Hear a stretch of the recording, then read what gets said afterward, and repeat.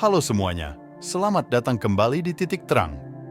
Hari ini, saya ingin berbagi pemikiran tentang suatu topik yang sangat penting, namun sering kali kita abaikan dalam perjalanan mencapai kesuksesan dan pertumbuhan pribadi.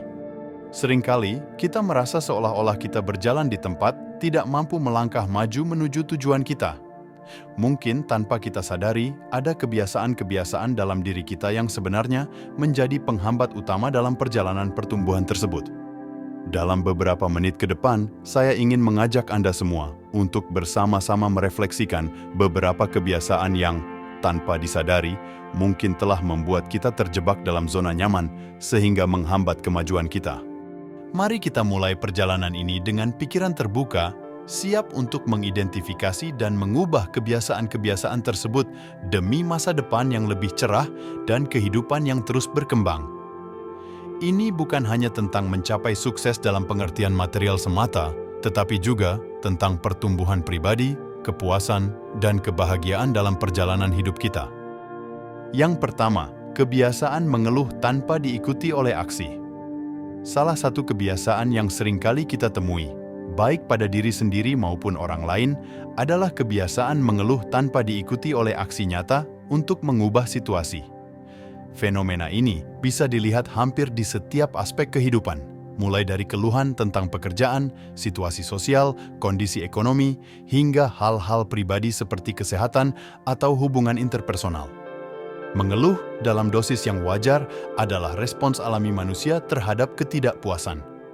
Namun, ketika keluhan menjadi sebuah kebiasaan yang konstan tanpa diikuti dengan usaha untuk mencari solusi, maka ini bisa berubah menjadi sebuah penghalang besar bagi pertumbuhan pribadi.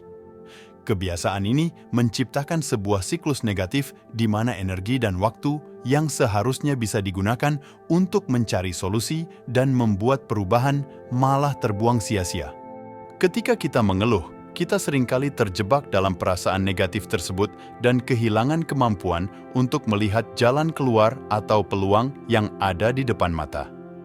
Lebih parah lagi, kebiasaan mengeluh tanpa aksi dapat mempengaruhi orang di sekitar kita secara negatif, menurunkan moral tim atau lingkungan, dan menciptakan atmosfer yang penuh dengan pesimisme.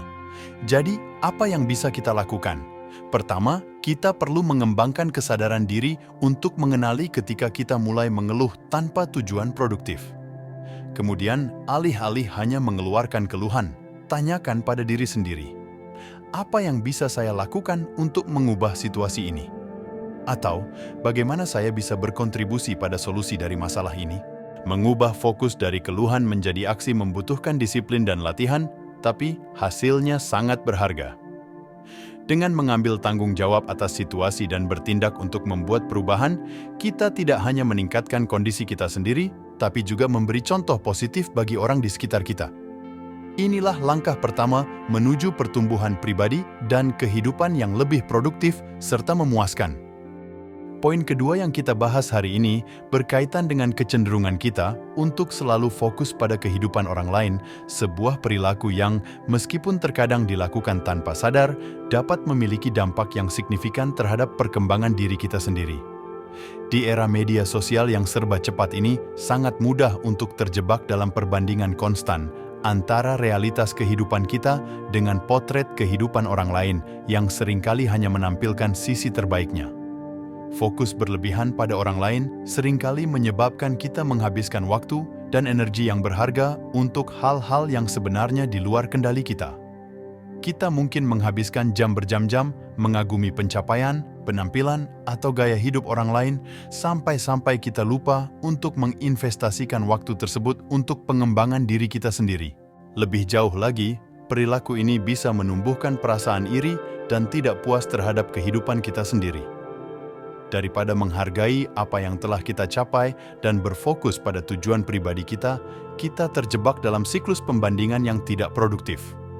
Hal ini tidak hanya mengurangi kebahagiaan kita, tetapi juga menghambat motivasi untuk bertumbuh dan berkembang. Jadi, bagaimana kita dapat mengubah kebiasaan ini? Langkah pertama adalah dengan menyadari bahwa setiap orang memiliki perjalanannya masing-masing. Tidak ada dua cerita hidup yang persis sama, dan apa yang kita lihat di media sosial seringkali hanya sebagian kecil dari kenyataan. Mengakui hal ini dapat membantu kita mengurangi kecenderungan untuk membandingkan diri kita dengan orang lain. Selanjutnya, penting untuk mengarahkan fokus kembali kepada diri sendiri dan apa yang benar-benar penting bagi kita. Ini berarti menetapkan tujuan pribadi dan bekerja keras untuk mencapainya, merayakan pencapaian kita sendiri, dan yang paling penting, menghargai proses pertumbuhan pribadi dengan segala suka dan dukanya. Dengan mengalihkan fokus dari kehidupan orang lain ke pengembangan diri kita sendiri, kita tidak hanya akan menjadi lebih puas dengan kehidupan kita sendiri, tetapi juga lebih mungkin untuk mencapai potensi penuh kita. Poin ketiga ini menyoroti sebuah kebiasaan yang seringkali menjadi penghambat utama dalam perkembangan diri kita. Kebiasaan selalu menyalahkan keadaan. Kebiasaan ini tidak hanya mengurangi kemampuan kita untuk belajar dari kesalahan, tetapi juga mencegah kita dari mengambil tindakan yang diperlukan untuk memperbaiki situasi atau mencapai tujuan. Menyalahkan keadaan seringkali membuat kita merasa tidak berdaya dan menjadi korban dari situasi tersebut. Sikap ini dapat mengakibatkan penurunan motivasi dan kehilangan kepercayaan diri untuk menghadapi tantangan. Daripada mengambil tanggung jawab atas aksi dan keputusan kita malah terjebak dalam perasaan negatif yang tidak produktif. Namun, apa yang terjadi jika kita mulai mengubah perspektif kita? Bayangkan jika setiap kali kita dihadapkan pada situasi yang tidak menguntungkan, kita bertanya pada diri sendiri, apa yang bisa saya pelajari dari ini? Atau bagaimana saya bisa meningkatkan keadaan ini? Dengan mengadopsi sikap proaktif dan mencari pelajaran dalam setiap kesulitan, kita tidak hanya menemukan cara untuk mengatasi masalah tersebut, tetapi juga mengembangkan ketahanan dan fleksibilitas. Mengambil tanggung jawab atas kehidupan kita berarti menerima bahwa, walaupun kita tidak selalu dapat mengontrol keadaan, kita selalu memiliki pilihan tentang bagaimana kita merespons. Ini bukan berarti bahwa kita harus menyalahkan diri sendiri atas setiap kegagalan, tetapi lebih kepada mengakui peran kita dalam merespons dan menavigasi keadaan tersebut. Untuk bergerak melewati kebiasaan menyalahkan keadaan, mulailah dengan mengakui kekuatan dan kapasitas diri untuk membuat perubahan. Tetapkan tujuan yang realistis dan buat rencana aksi. Ketika menghadapi hambatan, gunakan itu sebagai kesempatan untuk belajar dan tumbuh, bukan sebagai alasan untuk menyerah. Dengan mengubah fokus dari menyalahkan ke belajar dan bertindak, kita membuka jalan untuk pertumbuhan pribadi dan pencapaian yang lebih besar. Kita menjadi lebih tangguh, lebih adaptif, dan yang paling penting, lebih mampu mengarahkan kehidupan kita menuju arah yang kita inginkan.